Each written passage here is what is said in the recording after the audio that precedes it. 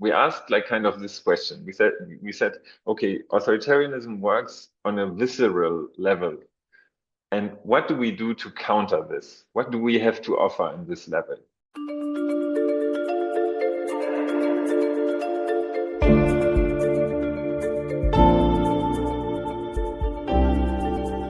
Hi, everybody. Welcome to Mobilizing Data for Justice. I'm Chris Hurl. I'm here with my co-host Kevin Welby. We're talking to Paul Schweitzer from Collective Orangotango today and Boris Nehe from the International Research Group on Authoritarianism and Counter Strategies. And they have a book that's just out, Beyond Molotovs, a visual handbook of anti-authoritarian strategies. Tell us, first of all, what inspired you to write the book and what's the aim of the book? So the book actually, the idea of the book was actually born like quite some years ago. I think it was in 2019 when we were discussing in the international research group, and especially with one of the co-editors, Aurel, we were discussing that we are discussing a lot about authoritarianism, or however you might call it, like fascism and neo-fascism and Bonapartism and authoritarian neoliberalism and so on. And there's a lot of discussion which are really key, and there was still a lot of discussion needed. But we we have very little knowledge about counter strategies, so to say. So what is it that is happening? What of course everybody is asking, what do we do? What is needed? And then we were thinking, okay, but what is actually happening? We know some collectives here and collectives there, and of course we participate actively in different anti-fascist collectives in a way, let's say.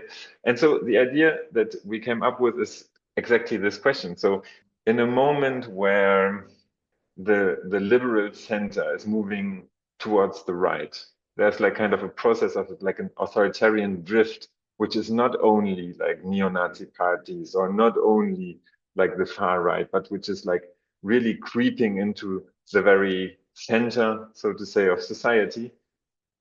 Anti-fascism is something different than the anti-fascism that we grew up with, like the anti-fascism in the 90s or in the 2000s, like at least in Europe and in Germany. It was very key, like to oppose, to do monitor work, to resist against like the far right movements, like more like kind of the hooligan type Nazi groups and so on. That was very key for anti-fascism. But we are in a very different world now, and we have to think about how to organize politically. What do we need to do there?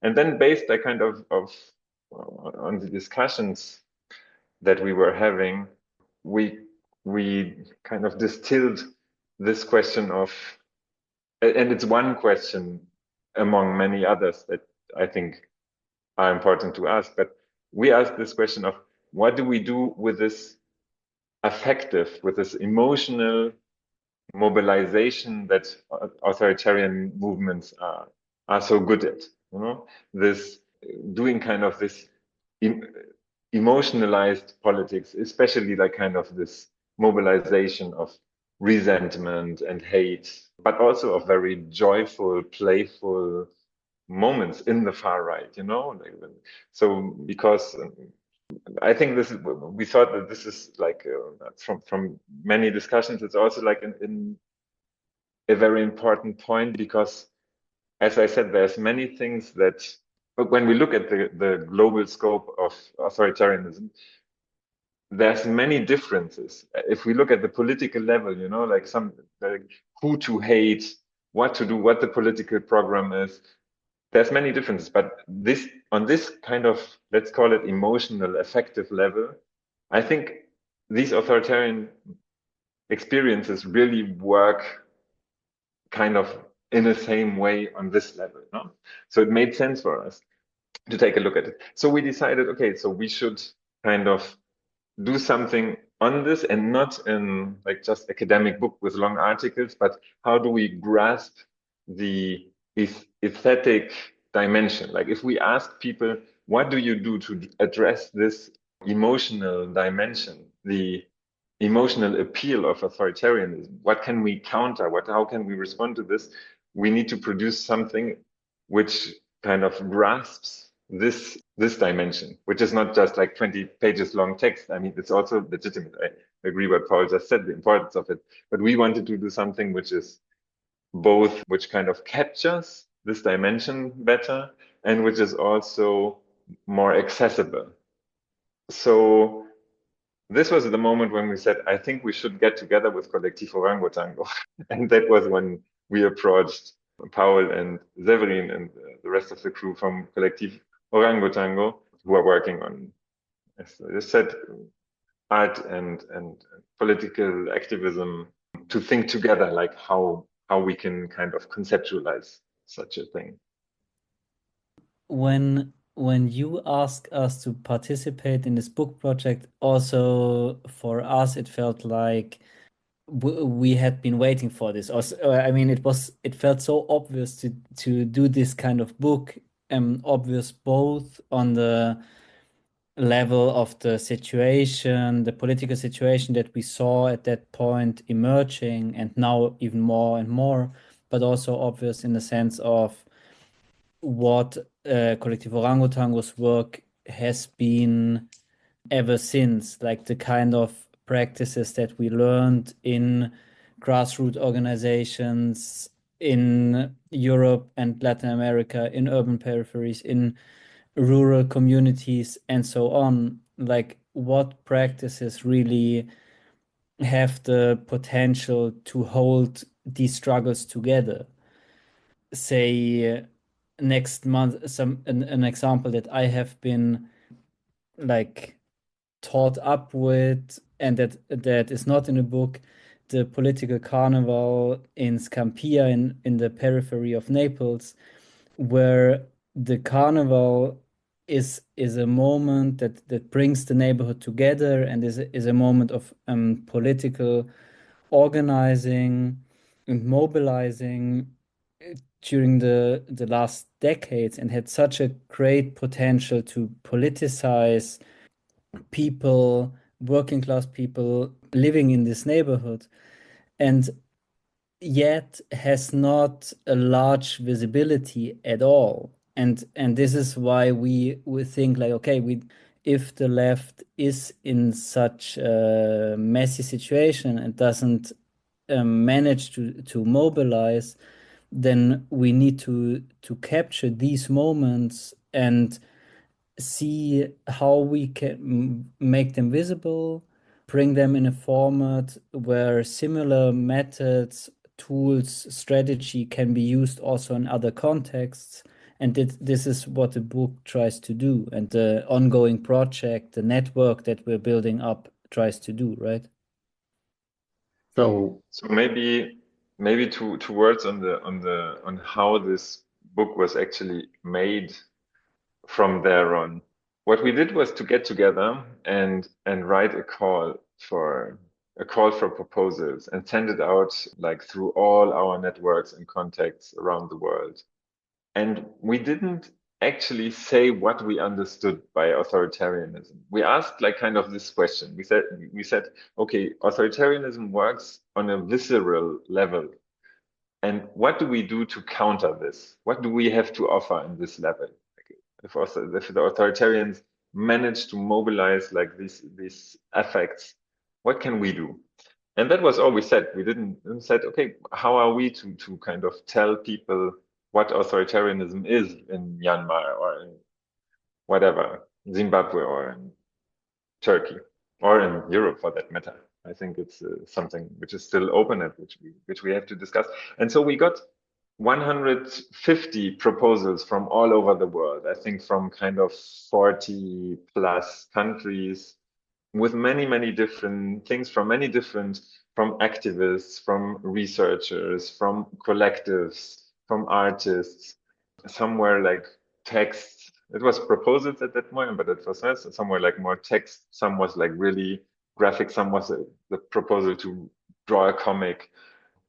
And the first thing I think, which is really important to underline, is how incredibly like kind of empowering this was, just to go through these proposals and to see you know, and in a moment which already then, 5 years ago, felt a bit hopeless and a bit dramatic and a bit like going towards the abyss, seeing what people are capable of doing and how creative they are in like the most adverse context around the world was for us like a very, very powerful, very important moment, I would say.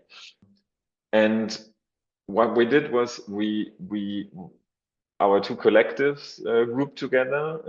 From the research group, there were, I think, kind of 5 people from different countries in the world participating, plus the other editors of the book. So we were around, I think, what in the end, 8 people, 8 or 9 people in the editing committee doing kind of the selection of the proposals that we were most interested in, and or that we found like the most promising and maybe the most important, which was not an easy thing to do because we had like very different criteria also for it. So of course it was important to have different, like many geographies kind of represented in the book, not with the idea of we want to represent the world, but to say like, okay, we want to bring together like, you know, like experiences and learnings from different parts. But then there's also the question of what kind of struggles, because our idea was not to do a book about what we maybe traditionally understand as anti-fascism, where, you know, I don't know, like people usually have like kind of this idea of the black bloc Antifa, of the terrible Antifa that Trump is fearing. So, you know, no, we are interested in proposing a different perspective on what anti-fascism, or what we prefer to call anti-authoritarianism, looks like. So we have a lot of feminist struggles. We have ecological struggles. We have anti-racist and anti-colonial struggles and so on. But we were always asking, okay, so what is why is this anti-authoritarian, and what does this in what ways does this counter the specific authoritarian moment of global capitalism, of global neoliberal capitalism that we are going through at this moment. And so we did this selection of around 40 proposals, identified some kind of blind spots, and asked some people, collectors, and so on around the world to contribute with proposals. And we also asked for comrades and colleagues to read through the contributions and write what we call kind of meta texts, which are a bit more like theoretical texts, which kind of frame the general discussion, which are like also in the book, like as a bit of, yeah, a more theoretical way of dealing with this. And all of this, of course, took us quite some years because it was a long process of curating in the end, which in the end are 50 contributions, which are texts, which have a textual side, but which are, and this is why it's called a visual handbook, which are with a lot of graphic, with a lot of illustrations, with photos, with comics, with many like kind of visual materials. So maybe this would be a good point to transition into talking about some of the groups that were involved in the book and the work that they're doing in countering authoritarianism. Can you provide some examples of the kind of work people are doing in different parts of the world? Yeah, it's difficult to decide or to pick out one or two. Maybe we can go by the way we structured the contributions. And if you have the book at hand or the free PDF open, you will see that actually it was so hard to put them in a linear order that we gave the book 3 indexes. So one of them is geographical. So you would see it in form of a map on the very first pages. And then one is represents or tries to find a narrative order that is also the order that the contributions are actually in the book. And then there's a third one that clusters the contributions and the struggle that are part of the book. And maybe we can talk a bit about these clusters, right? the cluster that Paul is talking about is also what we kind of call strategies, because the question of what is our role as editors, what do we want to do with such a book? And for one of the things that we were aiming at is kind of to contribute to a kind of mutual learning process. And I think the contributions, of course, speak for themselves, and you can go through them and you can always learn many things. And for us, why it was so difficult to organize them was that you always can learn so many different things. You can learn very practical things. I mean, like what materials to use when you want to kind of paint a wall or use a or sour protest banners or something like this. But then also like just the question of what we would usually maybe say, what gives us great ideas, how to do things. So this is all kind of present in the work that we've been doing. What we wanted to kind of extract is what we call kind of strategies that address this emotional affective level. And so we distilled kind of 6 what we call strategies, which were also very hard to name in a way. So we used always like 3 words to describe what we were aiming at. And so we have one strategy, which is called expose, accuse, remember, which is like the importance of exposure, what it means to expose the injustices, if you want to, and the violence of the current moment, which is, I would say, implies like reflection, which also kollektiv orangotango is doing a lot, of what materials, what formats, with what means can we still kind of transmit things in a world which is ever more brutalized, and where violence and exploitation and injustice is so normalized as of today, that I don't know. I just read that the 3 people standing behind Donald Trump in his inauguration,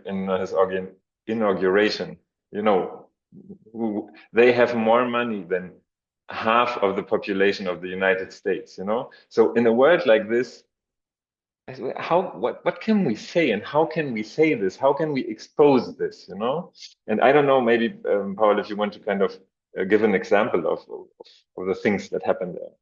Yeah, in this first strategic cluster, we have contributions like counter cartographies of resistance, a contribution from the Philippines, from a collective who offer counter mapping as a tool for mainly rural communities to expose everyday authoritarianism in the Philippines and the violences that these communities suffer.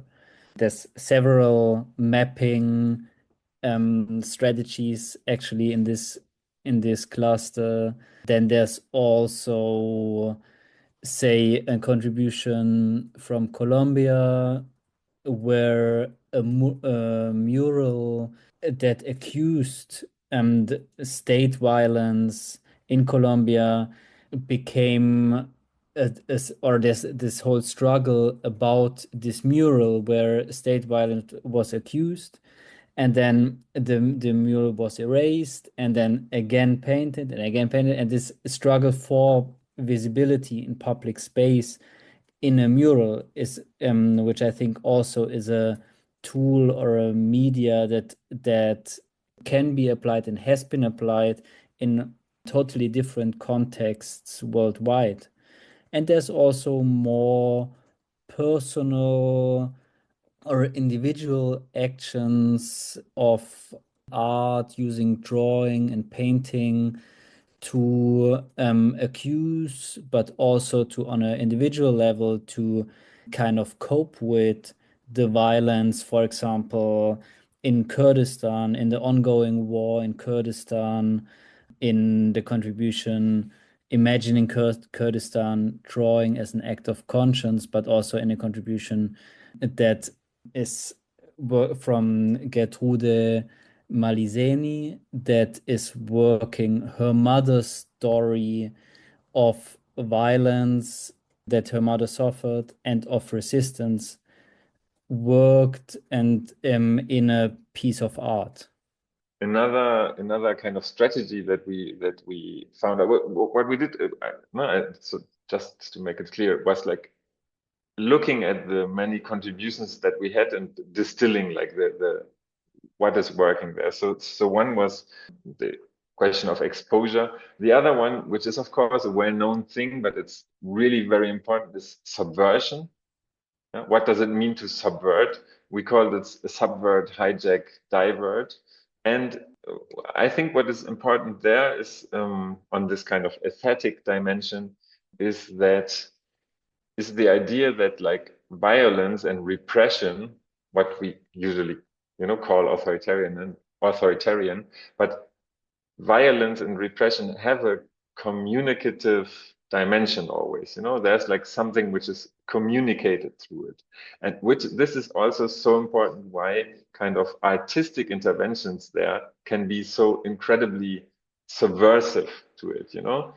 Just to give you one example, which I like a lot, from Mexico City. So just before the 8th of March feminist marches, there was like a lot of discourse going on about like the feminazis, like the terrible feminist, militant, violent feminists who are coming and who will destroy our national monuments and who will attack the presidential palace and so on. So the government built like massive metal walls, like kind of, I don't know, 3 meters high around the presidential palace and also like around monuments all around the city. So what do you do as a feminist movement when this is happening? And the answer was not, okay, we'll charge against this wall and try to tear it down. The women from all over the city went there and painted the wall and painted and used it as a wall to remember the women killed, like the femicides, like to remember the women killed, to remember the women who suffered sexualized aggression, to expose the messages, to put flowers and so on and so forth. And so within a day and a night, this wall was converted into an enormous kind of communicative medium in a way, giving it a complete different meaning, and from something which was supposed to communicate strength and violence and repression and telling like these women like what their space in society is, they transformed it into a medium of communication among them and between them and kind of the rest of the world, So this is like subversion, I'd say. It really is the best and a very beautiful way at looking at why this is still such an important thing to discuss. Example that I think is so impressive is the one in the chapter Orthodox Vaginal Control, or How to Steal and Sabotage a Pro-Life Action, where Russian activists managed to hijack basically a meeting of this ultra-Orthodox group that communicated that they would rent a boat and move on a boat on the river and send out a completely absurd statement to the press and everything in the name of this ultra-Orthodox group, and went out on a boat and with like absurd costumes and so on, and managed to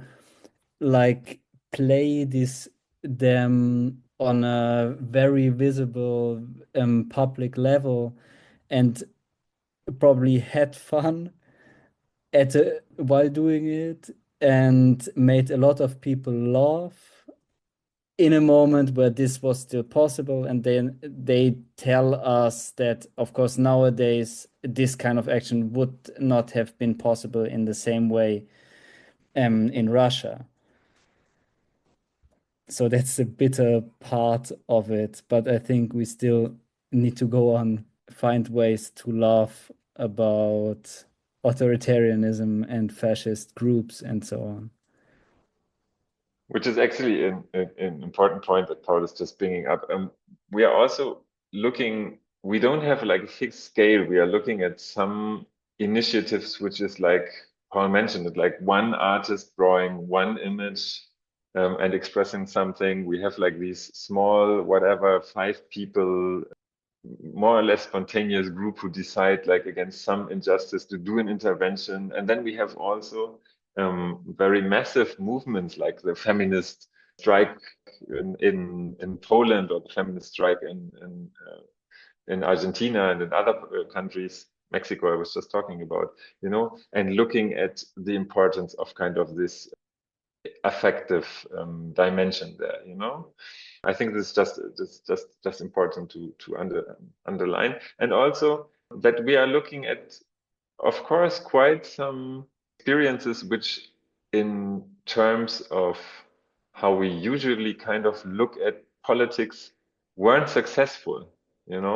Like we're looking at the Hong Kong resistance in Hong Kong against the harsh laws there, and then it was not successful. You can look at many of these contributions and say, like, were they really, did they achieve what they had proposed to do? And we're arguing there that it is very important to look at all the other things that happen in the movement and the seeds that are kind of planted there, and that we always, and this, I mean, the tragic story of the left, of course, in general, of leftist politics, but like it is, of course, like an accumulation of, what's it called, like not of successes, Failures. of failures. Thank Yeah. you. There is, of course, like a tragic succession of failures in the end, but I think it's also like a process of growth and of learning and of making things better. And we see how ideas and strategies and knowledges travel through moments of time and through these movements. So what apparently might have had no success, might have failed, I think what we are interested in these movements is like kind of the potentiality that these movements and these practices also have. Even if they fail, there is a potentiality from which we have to kind of think about what our vision or what our utopian horizon, in a way, is like. So many of these strategies we are talking about have different, like they are not only like part of one of these strategies, they always like they resist and subvert, but they also always open kind of moments, like kind of visions of how things could be different. And I think this is also like what we call, like they carry within them kind of a utopian energy, in a way, no? Like how society could look differently. And I think this is very, very important as well. This is also very important in especially like in this another, like our third kind of category that we are having, which is what I'd call kind of appropriation and visibilization. In the book, we call it disrupt, retake, transfigure. What is very key there is kind of to no, visibilize, to be there, like kind of to claim the existence of oneself and the right to exist in a world which is kind of so brutalized and so repressive in a way. So we have, for example, the work of the Marielle Franco, Rua Marielle Franco, no? After the assassination of Marielle Franco in Brazil in 2000, I think it was 18 or 19. 18. There was like the initiative to rename streets as Rua Marielle Franco, to kind of remember the not the assassination, but like the politics and the things that Marielle stands for. And by doing this and by renaming streets, and then the first street renamed was attacked by Bolsonaro supporters.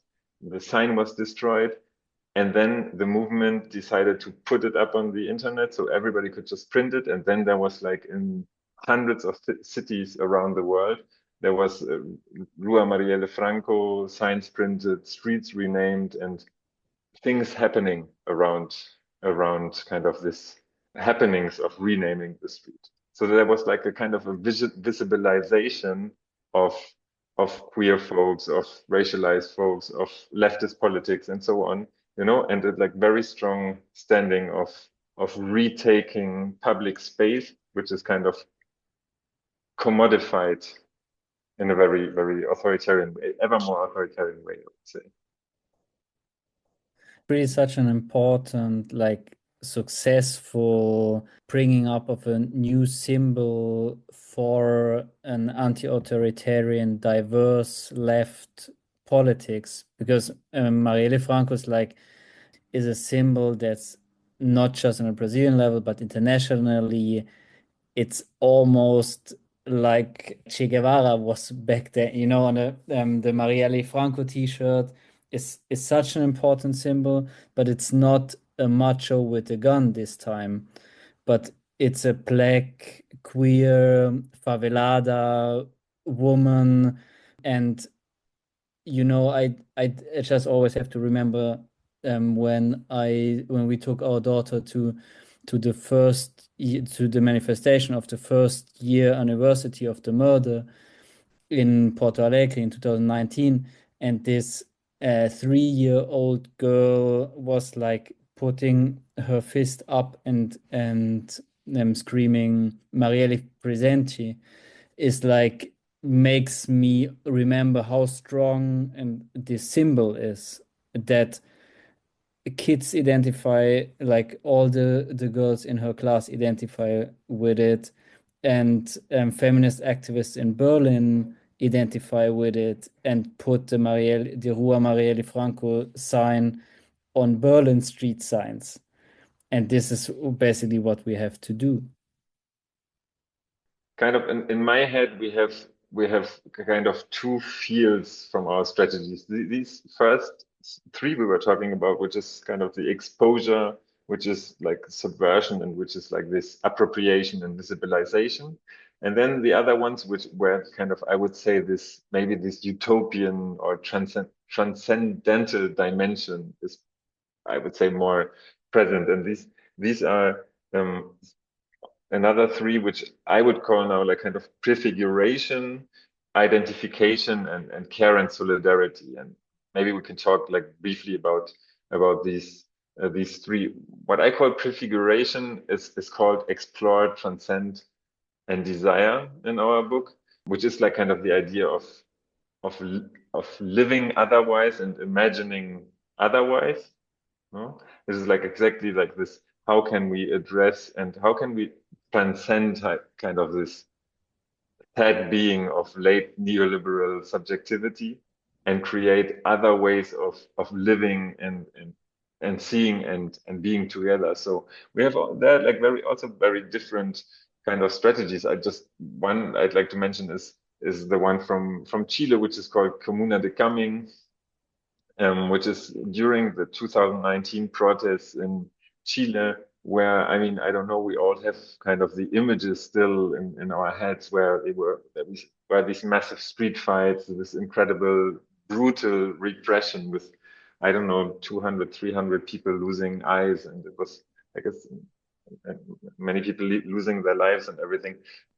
The contribution there doesn't focus on this. The contribution focuses on the liberated space of what it meant to like create community in a neighborhood. And this is a very beautiful and very artistic and very creative thing, where in this moment it was possible to not only imagine, but to actually build another world possible on a very small scale, of course. And there's like a very beautiful quote in this text, which I think it says something like, "What did we win? We won the possibility to think of our street as a beauty salon." you know, and everything. And they renamed all the plazas, and the neighbors were organizing together, and what it meant to like have like this moment of concrete solidarity and of organizing very practical everyday things and of organizing like kind of political.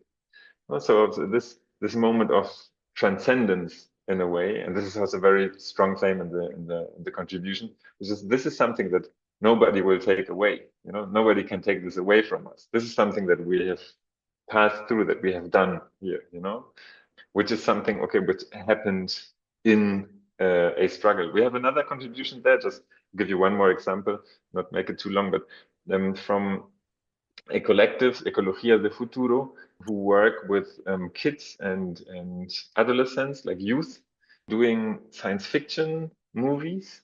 With a question, they go to a place and then they ask, how is this place going to look like in 300 years?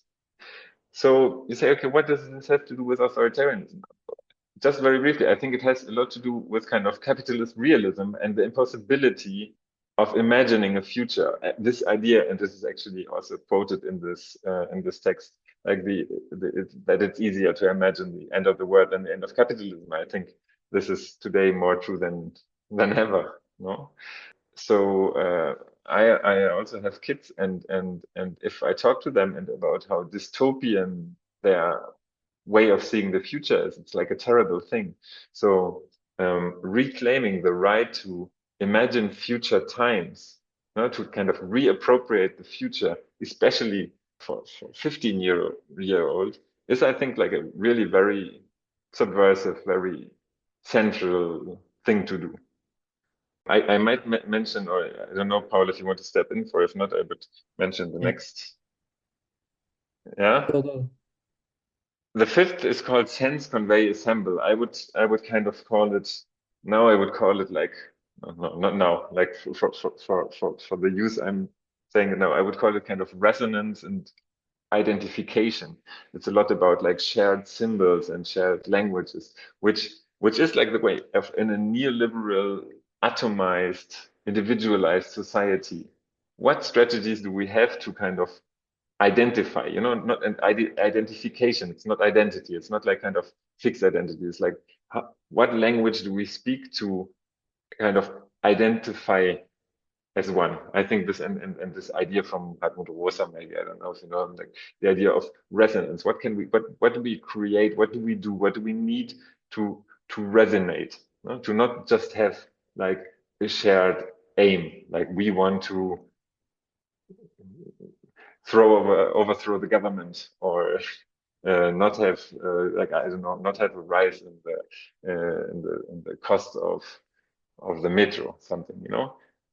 This might be some aim that it's there, but we all know, if we participate in movements, for example, that there's so important things which happen on this level of resonance more than on the aim, the goals of the movement, I would say. I don't know, Paul, maybe you want to give some example from that field. Yeah, I mean, one way that I think all of us know the experience of feeling resonance, both in the physical but also on this other level, is when we think of music, right? And there's in this strategy, there's several contributions that report from the role of songs and sonic strategies in anti-authoritarian struggles, as the one, the chapter by Joey Ayub, a colleague, a comrade that, by the way, also hosts a podcast called The Fire in These Times, great podcast, where Joey works on or writes on the way songs were used in the Syrian struggles and how these songs also traveled across borders in the region, but also even beyond the Middle East. How, like, in spontaneous actions, songs became protest songs, and then how the lyrics were changed and changed again, to criticize the regime, to give it a feminist notion, and so on. And then some of these songs were translated and used also in totally different contexts.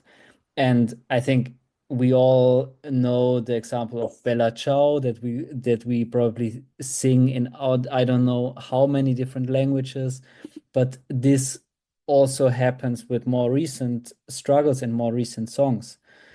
Just to give an example. Then another, I think, beautiful example, again from Latin America, is the contribution on the green scarves that first came up as a symbol of the Madras de la Plaza de Mayo in Brazil, so in the struggles in Argentina, sorry, in the struggle against the military dictatorship, that then turned to be a struggle a symbol for feminist struggles more generally, and that is used a lot also in struggles for the decriminalization of abortion in different countries nowadays. And they're also discussing more with feminist activists in Latin America. We also realize how beautiful this example is, in the sense that it is not just involving traditional radical leftist militants, but the symbol also brings together, say, progressive Christians and so on. So it was a symbol that in a way was able to join really different social actors on common and progressive demands and struggles. Yeah, and then just to talk also briefly about about the sixth strategy that we are talking about. So we called it link, weave, nurture. I call it kind of maybe like it's about the materiality of solidarity and care. We realized how important, especially kind of food, the question of feeding and what food means and what cooking means and what nurturing means. There are several of the contributions, like from India, from South America, from Turkey, from Ukraine, from Bosnia. And the question there is like, okay, when we talk about solidarity, what do we mean? What do we mean by this? Do we mean like kind of, I don't know, like a mindset, like intellectually feeling a connection with someone? No, we're interested in what this means in kind of in this very material terms, and what actually, and I think there's, of course, we are very indebted with a feminist discussion on care and care work, what it means to take care of each other in politics. So basically, this is what we are addressing there, and I think it is also very key for thinking anti-authoritarian politics, because, well, for one, I would say what in Spanish is called what the política de necesidades vitales, like the politics of the daily necessities in a way. It's I think like to eat well or to be taken care of and so on is something that the authoritarian neoliberal options we are seeing will not be able to resolve. We will have like a lot more misery. We will have like a lot more poverty. We will have a lot more precarization. And what I'm hearing, for instance, from Argentina, just one example, is how important kind of these public soup kitchens are as a space for getting together and for rethinking society and politics in a way. And I think the strategies we're looking at there address this, and address not only kind of the cooking part, but what it also, and the feeding and the nurturing and the weaving part and the sewing part, but what happens there on an affective level, I'd say. Or to take another example that applies this strategy, there's our friends from Cerveja Territorios, from Porto Alegre that produce craft beer in the periphery of Porto Alegre and label the beer with symbols of different social movements, struggles, indigenous struggles, black movement, urban movement, all kinds of different struggles, and then sell the beer and bring the financial solidarity. So a part of the incomes from the beer go directly to the movement, but at the same time promote the symbol of these struggles, and then at the same time place these symbols and place this solidarity, of course, in the joyful moment of having a beer together.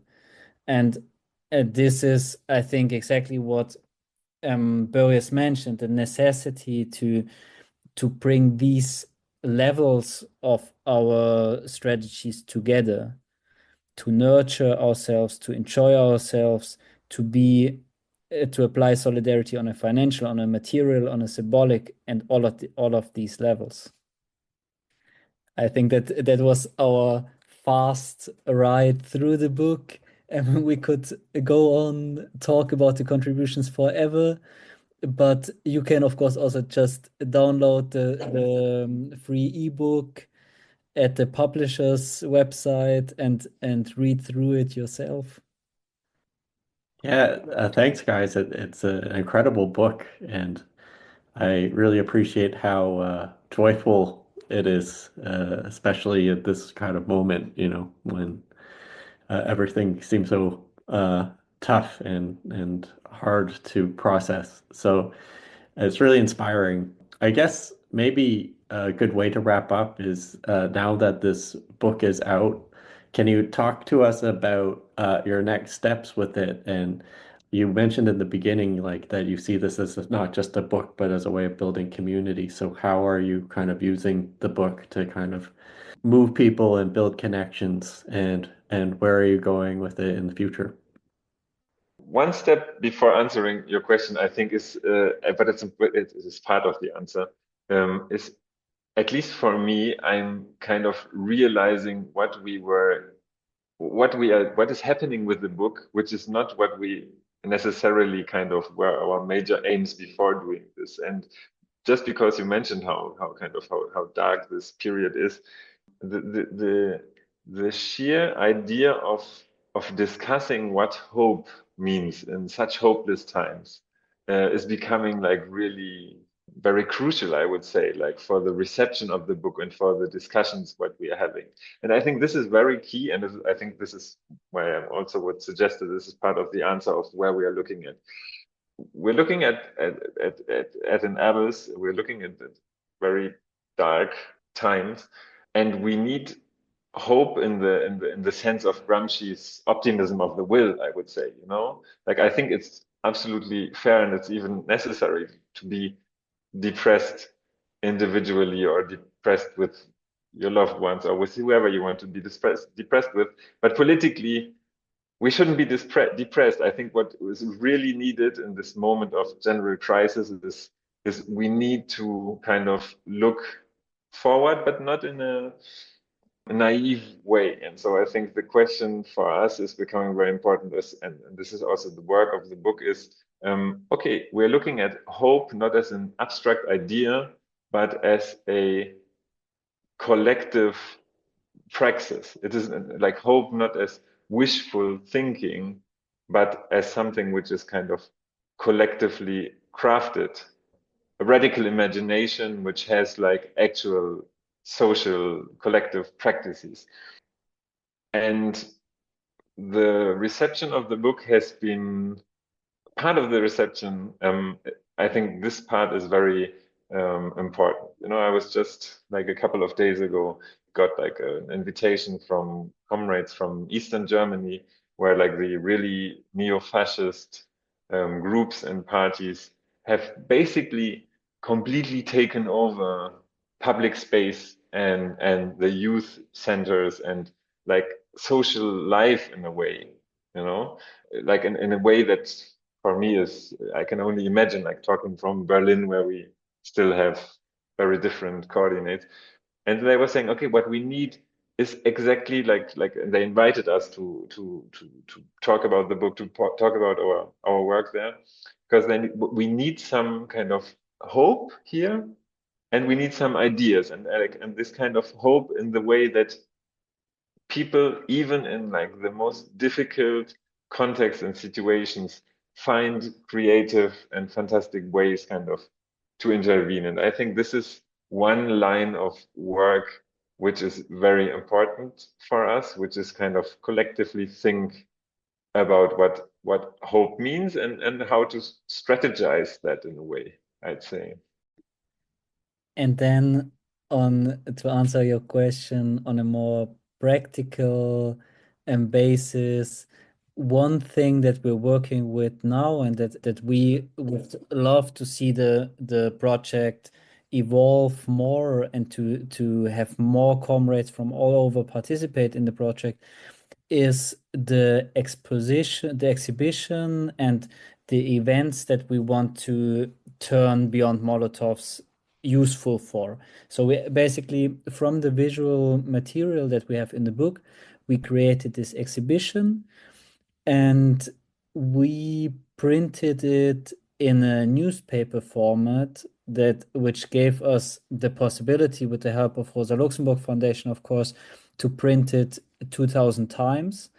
So anybody can order it for free at Rosa Luxemburg Foundation. I think we can put the links. You might be able to put the links in the show notes or so. And then basically you would just order 2 or more copies of the newspaper. It comes with your mail, and you just unfold the newspaper, and on 27 sheets you put the whole exhibition in your squatted community center, in your institute, on the public, paste it on the walls in public space in your neighborhood, or wherever you think it might be useful to look at, to discuss. And it is an exhibition that aims to inspire and to be a basis for further discussions on strategies that we have, so, and that we apply in different contexts. So we used already the exhibition in different contexts in Italy, Germany, Brazil, and invited local movements to come and talk about what creative artistic methods they have or have been using already, and which of the strategies that we have in the book and have in the exhibition might be useful to them.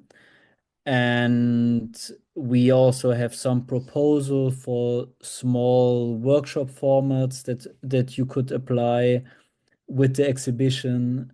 You can find all of this linked. Also, the link is in the exhibition, or we can put it in the show notes too.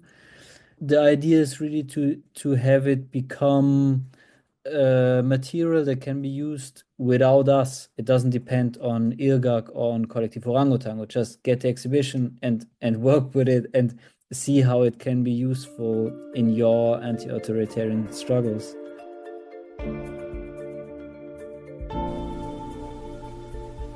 Mobilizing Data for Justice is a podcast by the Data Justice Hub at Concordia University and the University of Winnipeg, in partnership with Harbinger Media and with funding from the Social Sciences and Humanities Research Council of Canada.